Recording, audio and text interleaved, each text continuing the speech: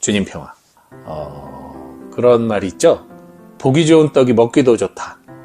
물론 때로는 보기 좋다고 해도 먹기 어려운 떡도 있긴 합니다.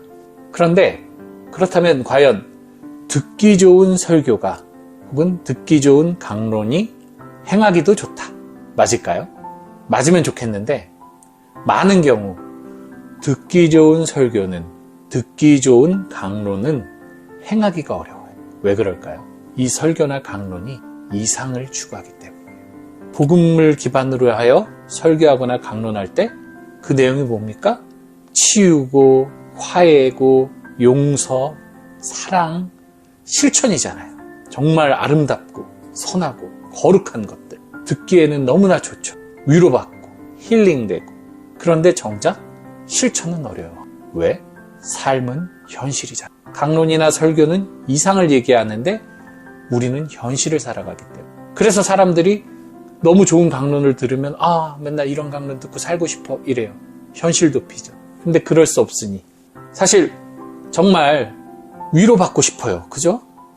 사람들이 일주일 내내 세상 속에서 고통받고 고생하고 들어와서 미사 때, 예배 때 좋은 강론이나 설교 말씀 들으면 얼마나 힘이 나고 위로받고 그렇잖아요.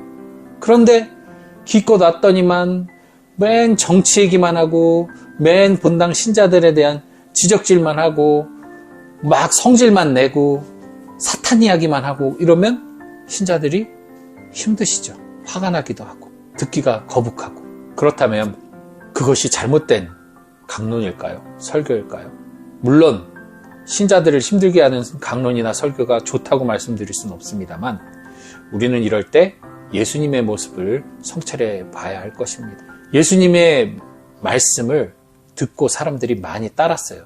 근데 사실 사람들이 예수님 뒤를 따른 더 큰 이유는 예수님이 먹을 것을 주고 기적을 베푸셨기 때문이에요. 정작 예수님께서 잘못된 것을 비난하고 비판하고 꼬집고 또 실질적으로 성전에서 성전 정화를 하시고 예루살렘에서 기적을 베풀지 않자 유대인들은 예수님을 미워하고 증오하고 박해하고 십자가에 못 박았습니다. 듣기 싫은 얘기는 들으려 하지 않고 듣고 싶은 것만 들으려 했다는 거죠. 물론 목사님이나 신부님들이 강론이나 설교를 준비하실 때 복음을 바탕으로 복음에 비추어 이 세상을 바라보면서 이 세상의 현실을 잘 반영해주고 또 그 안에서 그리스도인들이 살아갈 방향을 잘 제시해 주는 것이 가장 중요한 첫 번째 덕목이겠지만 듣는 청중인 우리 신자분들도 교우분들도 한 가지는 주의하셔야 됩니다. 제가 아예 실질적인 어떤 행동 지침을 드릴게요. 자, 신부님이나 목사님이 정치 얘기만 계속했다 이거예요. 정치 얘기는 그냥 귀를 닫으시면 돼요. 단 정치 얘기를 하는 이유가 있을 거 아니에요. 야당 여당 이거를 얘기하려고 하는 게 아니라 정의로운 세상을 만들자가 아마 그 말을 하시는 이유일 거예요. 그래, 다른 건 다 떠나서 정의로운 세상 만들자. 끝. 그리고 본당 신자들에 대해서 신부님이 막 뭐라고 비난을 해요.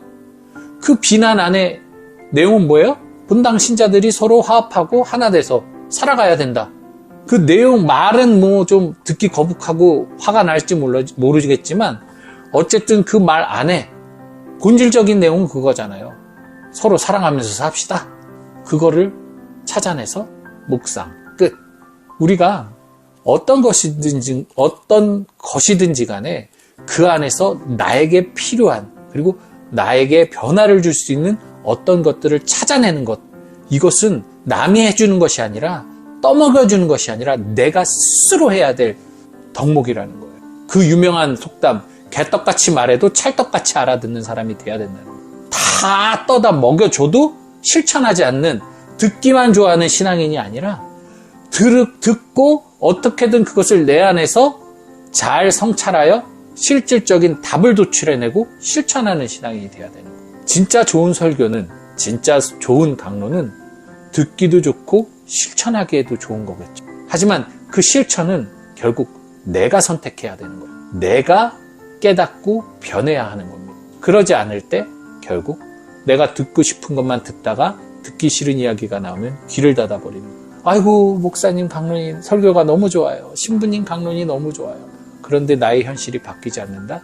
그것은 그저 이상적인 소리일 뿐, 즉 요란한 꽹과리와 북소리일 뿐 실질적으로 나의 삶에 아무런 보탬이 되지 않습니다. 그러니 우리가 정말 설교를 들을 때, 강론을 들을 때 그 말하는 사람의 스킬, 얼마나 멋지고 훌륭한 분들 많아요. 그냥 한번 말하면 그 퍼포먼스도 그렇고 어떤 화술도 그렇고 그 청중의 마음을 휘어잡는 그런 멋진 강론 설교하시는 목사님 신부님 많습니다. 스타 목사님, 스타 신부님 많아요.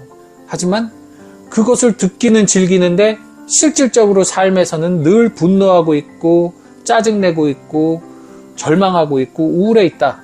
귀에만 만족을 주고 내 몸에 기쁨이 없다.